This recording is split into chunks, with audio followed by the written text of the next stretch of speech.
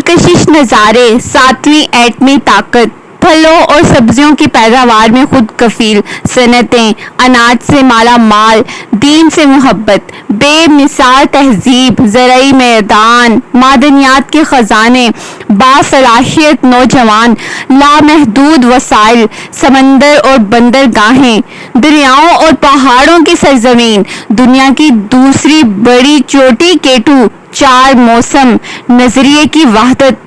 जी हाँ, ये सब कुछ है पाकिस्तान में। फिर सोचिए, महंगाई और गुर्बत क्यों, बदअमनी, अदम तहफ़्फ़ुज़ और लाकानूनियत क्यों, माशी बदहाली और IMF से कर्जे क्यों? क्योंकि हमने इस्लाम को छोड़ दिया। इस दुनिया की मोहब्बत में हमने सूद, करप्शन में खुद को जकड़ लिया। फिर हम पे वैसे हुक्मरान भी मुसल्लत कर दिए गए। माशरती बुराइयों से आज़ाद होकर जश्न आज़ादी मनाएं।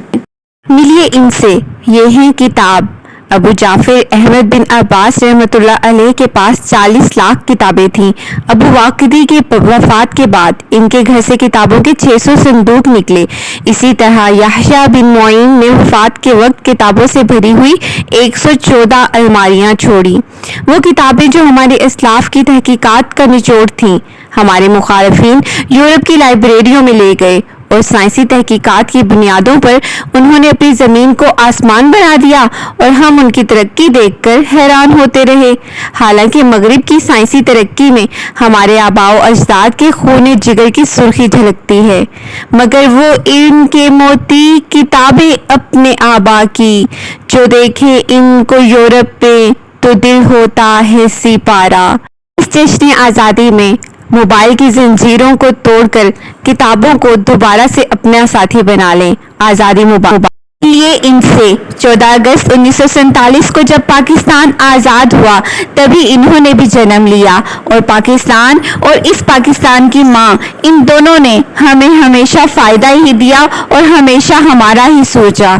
सादगी और कुर्बानी की अजीम तरीन मिसाल बिल्किस ईदी, जिन्होंने इस बात को साबित कर दिया कि अजीम होने में किसी महंगे लहंगे, ब्रांडेड सूट, शानदार शादी, मेकअप के एक सामान से भरे कमरे की ज़रूरत नहीं है।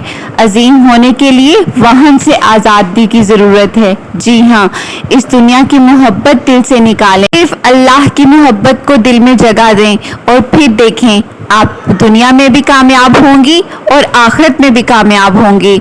इस जश्न आज़ादी पर असल में आज़ाद हों, वहन की गुलामी को दिल से निकालें और आज़ादी की खुशियाँ मनाएं।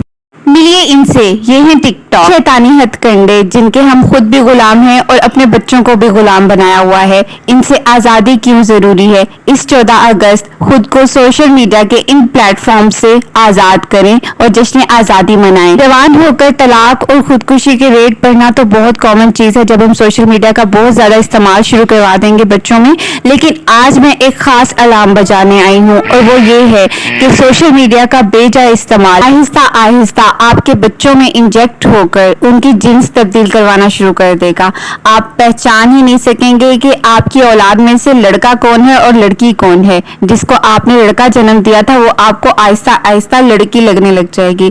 जिनसी तब्दीली के अलावा उससे भी आगे आप इंसान और जानवर में फर्क करना भूल जाएंगे। आप भूल जाएंगे कि आपकी औलाद जो आपने पैदा की थी, लड़का या लड़की, वो इंसान है या जानवर। अपने बच्चों को बचा लें। लिए इससे, यह है जहेज से भरा एक ट्रक और इनसे भी लीजिए, यह है एक बड़ा सा शादी हॉल।